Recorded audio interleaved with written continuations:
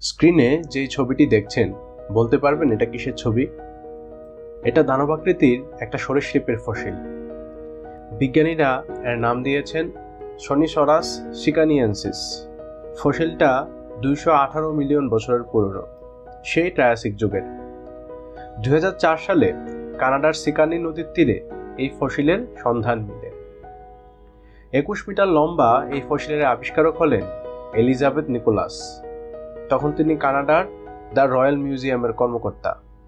বিশাল আকারের জন্য সর্বকালের সবচাইতে বড় সামুদ্রিক সরীসৃপ হিসেবে গিনিস বুক ওয়ার্ল্ডে জায়গা হয় এদের। শনিসরাস সিকানিয়েন্সিস আসলে এক প্রজাতির ইকথায়োসরাস। এরা একটি ডায়াপসিড, যা সৌরভসিডের বংশধর।